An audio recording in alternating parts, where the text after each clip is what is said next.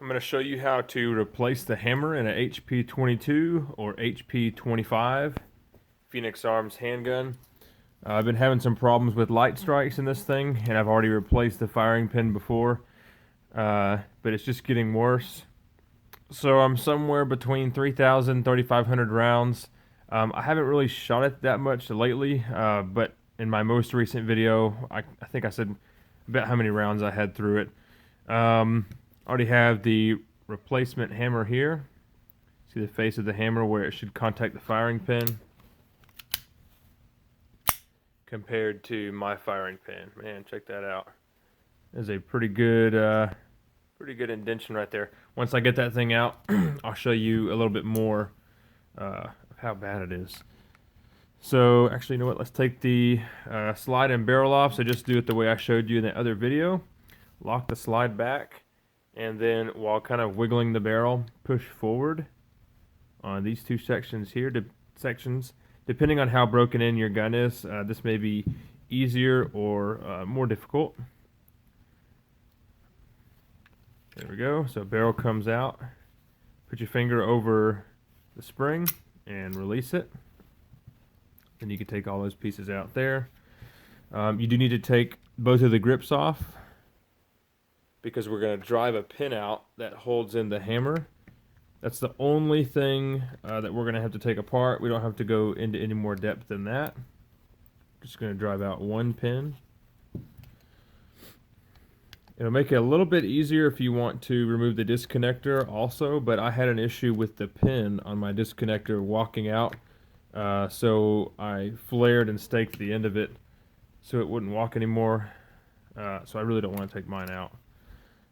It's going to come out in one direction, which is this way.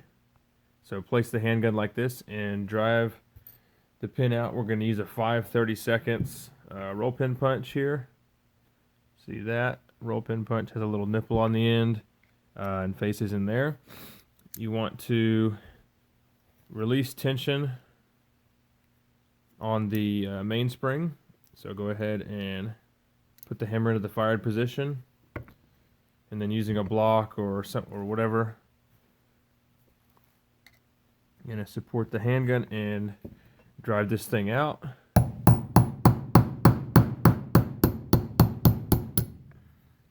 Yours may be a little more difficult. This one's been out before, quite a long time ago.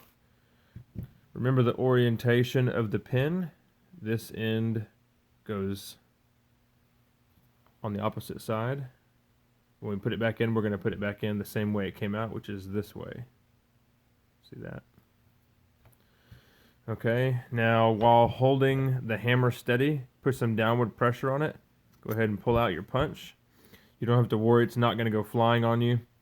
Now what you want to do is depress the trigger. So make sure the trigger bar is aligned, and pull the trigger back completely, and then slowly pull up and work the hammer out. It's going to be a tight fit, but it'll come out. Underneath is the mainspring and the strut. Just make sure they don't come flying out, but they shouldn't. So there we go. Just in case it does come flying out, I'll show you the orientation. So there's the strut, and it's going to go in the mainspring, which just sits down inside there. So make sure if your strut comes out, it goes back in this direction. Make sure you get it inside the coils of the spring. Take a look here at the two hammers. You can see quite a big difference. It's not going to really show up on camera, but this is really deep.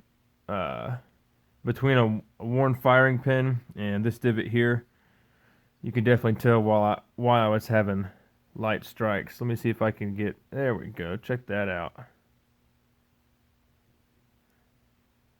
So, kind of what you can expect with a lower quality handgun.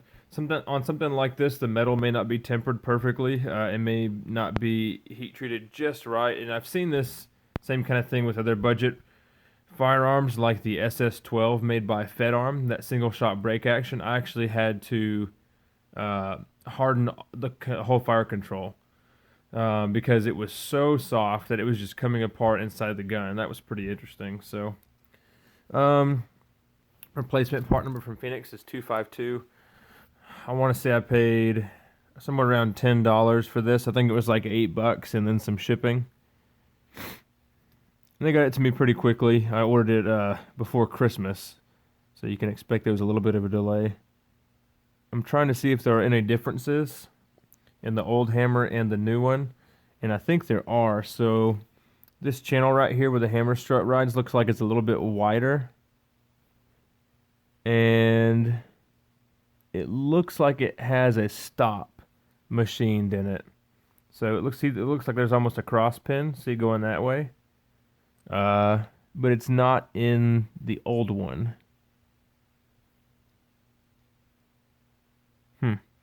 Just machined a little bit differently, it looks like.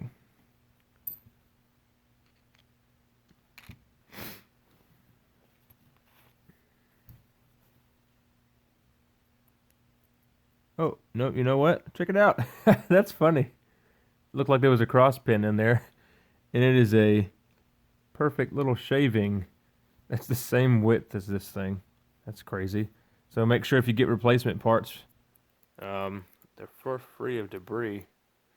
If you want to, go ahead and put a small drop of oil in there. Help everything wear in properly. Don't go overboard. And then installation is going to be the exact reverse of what we just did here. So hammer facing this way, of course. Make sure the strut is lined up properly. And then you're just going to kind of finagle this thing into place. I want to go ahead and pull the trigger back so the sear is out of the way. Help you put this thing in a little bit easier. It's really cold out here, and I wasn't planning on making a video. I just wanted to get this thing shooting again. Okay, there we go. So just like that, depressing the trigger, and you're going to push down, and then go ahead and insert a pin, or a punch, sorry, from the opposite direction, so you can take tension off of the mainspring. Make it a little bit easier to put back together.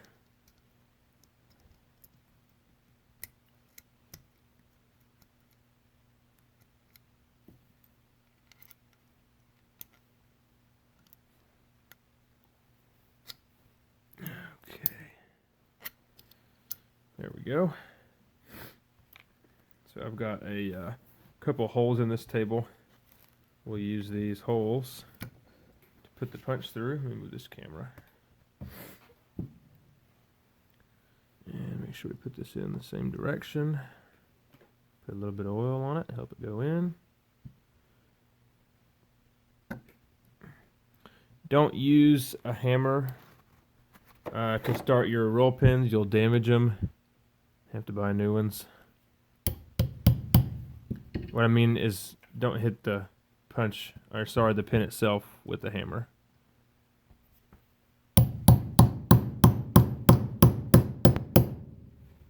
There we go.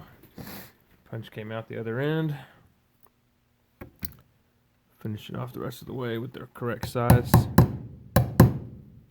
And make sure you keep a good eye on these pins whenever you get everything back together. These frames are not a very hard metal, and the pins will start to walk once they've been taken out and put in a couple of times, and you may end up having to buy oversized pins. Whenever I Duracoated this thing, this pin here and this pin here, the holes got kind of wallowed out, and those are the ones I was telling you I had to flare and stake. So that's pretty much all there is to it. Then just test for function, and you should be good to go. So hopefully this video helped you out. It's a pretty simple thing to do. If you have any questions, put them in the comments. Thanks for watching.